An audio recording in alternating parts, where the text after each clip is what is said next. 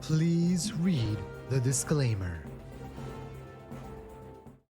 XRP holders, I almost fainted when I saw these numbers. Hello, beautiful people. Shalom, money makers, XRP holders. XRP is currently sitting at $1.34. XRP has been cruising at this price range for a few days.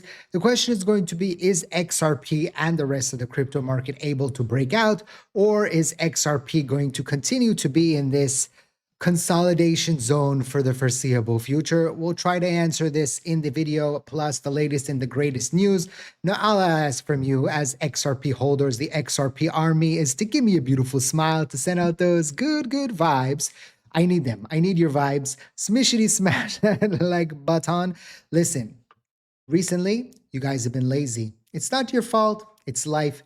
And the likes on the videos have been like the price of XRP. Now, previously, the price of XRP was going up and the amount of likes were going up, right? And so I'm just saying, right? Just saying. If you're still here after that bad joke, that bad bit, if it was on SNL, they probably cut it before it goes live. Currently, XRP is sitting at $1.34. Like I said, up 1.6% on the day. It actually took a little bit of a pump here. I think it's because of what the vice president just said in an interview. JD Vance says gas prices will come down. Vice President JD Vance says the U.S. is not planning a long-term presence in Iran. Expect energy markets to stabilize as forces withdraw. Gas prices are going to come back down. He also said that they are going to get out of Iran very soon. He also said in a different interview, part of the interview, that most of the things that they wanted to accomplish are done, almost done. So it seems that this is not going to be going on for the next, 2-3 months. More likely, it's another few weeks, and then winding down, and oil prices can come back to normal. And this will potentially bring the markets potentially back up. If we take a look, the technology stocks, especially with, there's always, people have said in the past that there's a correlation between technology stocks and Bitcoin and the crypto market because technology, right? Technologia, like we like to say here.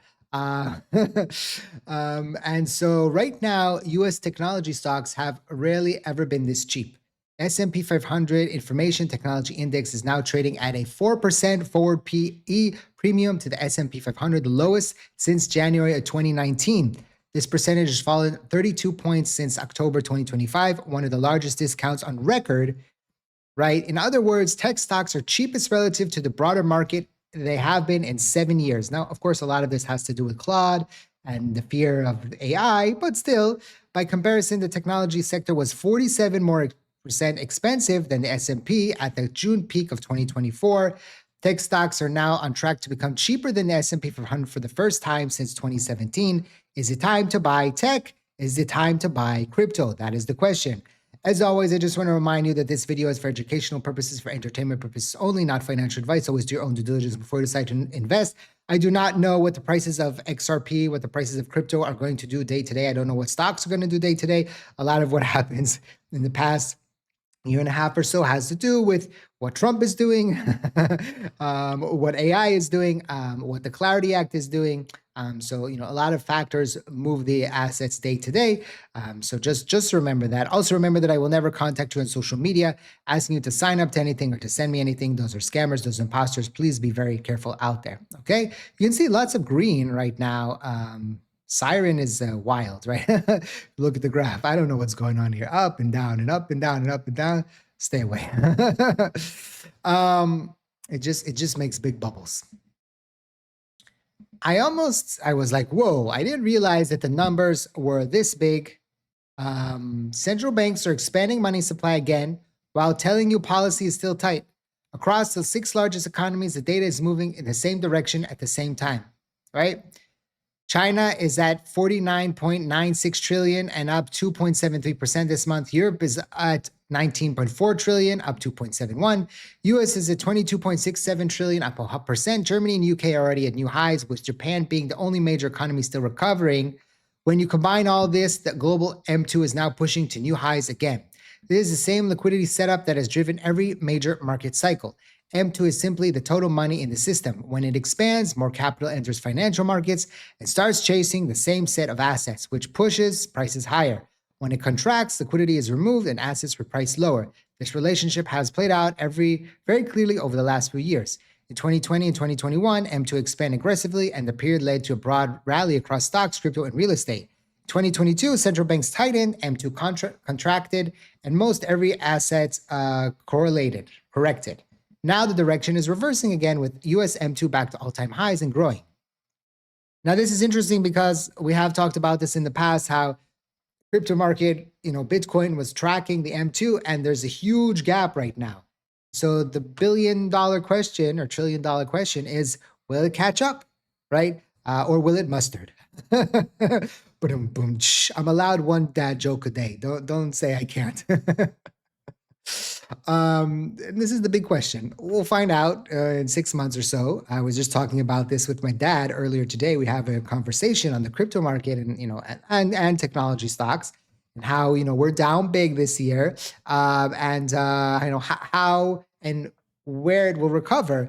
And I said, listen, Dad, I've been through the cycles. I've been through the ups and downs. You've been through a lot more cycles than I have, and I'm not concerned, right? Yes, right now we might be at the lowest point of interest and prices that we've been in a long time, but after every single dip or bear market, we see a recovery. So I'm not freaking out right now. I don't have anything, pushing on me that I need to be in a hurry. And so I'm what's the word I'm looking for? I'm looking for that word. The people are like at the beach and they're I forgot. I'll remember in just a second. I'm chilling out. And this was said here, talking about the more important driver right now is China, with nearly 50 trillion in M2 and continued expansion. China has been injecting liquidity consistently for months. That liquidity does not stay within China and moves into global markets through commodities, emerging markets, and risk assets, adding to overall financial conditions. What makes this more important is that the expansion is happening even while central banks continue to talk about restrictive policies and inflation control. In reality, the data shows liquidity is already increasing again across major economies, with Japan the only one that is not. Historically, global M2 leads asset prices. Stocks and gold tend to move alongside, while Bitcoin usually follows. With a lag of around 3-4 months, this means the liquidity being created now isn't fully reflected in prices yet. If this trend continues, the next move in risk assets will be supported by expanding liquidity, not just short-term narratives. While the market remains focused on geopolitical developments and policy headlines, the underlying driver is already in motion. Global liquidity is rising again, and that is what ultimately moves markets. So this is crazy numbers, right? These with the T, right? trillion.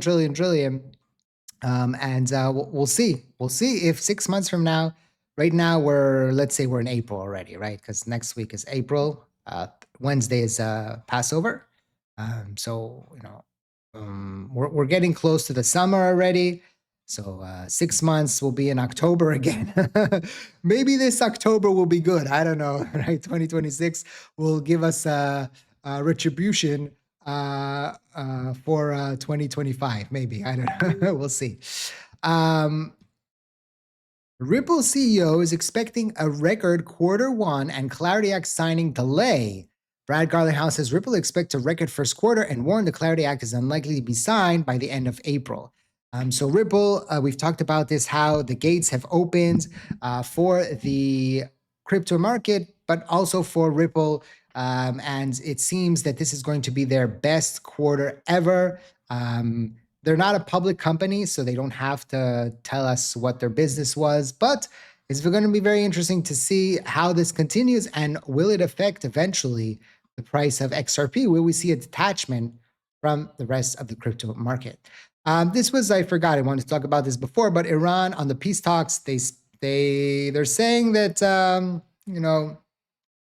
that they're not close. And so I wanted to bring this with JD, but I forgot.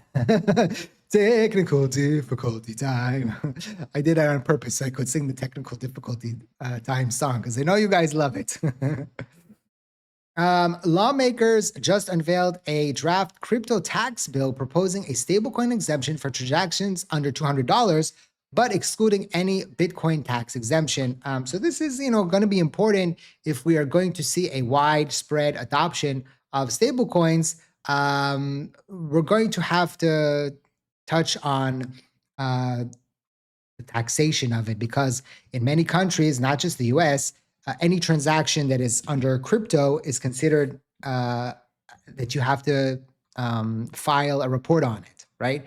So here, for example, if I do USDT transactions, I have to report on it, right?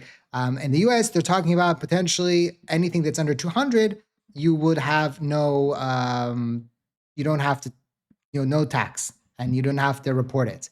So this is going to be important if we do want to see widespread stablecoin adoption in the US. And we've talked about how I think that stablecoins is going to be the gateway, the opening for many retail, regular people to use crypto for the first time and then see, oh, it's not, it's not as complicated as I thought. It's not as scary as president. Chas v'chalila. I almost said President. I meant to say Senator Warren. Chas v'chalila is God forbid. And so, yeah, like she's, scaring about crypto, and people will see, oh, it's not that bad, especially if Clarity Act would pass and we could see Clarity Act could deliver strongest DeFi protections yet. Senator Cynthia Loomis says recent bipartisan change to the Clarity Act would make it the strongest protection for DeFi and developers ever enacted. The bill aims to clarify that developers won't control user funds, won't face KYC or money transmitter rules. So again, the Clarity Act is very, very important to pass, and we'll see if that happens very, very soon. Don't forget to smash the like button. Check out the links in the description down below. Thank you for watching. I hope to see you next time. Did you smash the like button? This way or this way? This way. And like I always say, let's make a lot of money.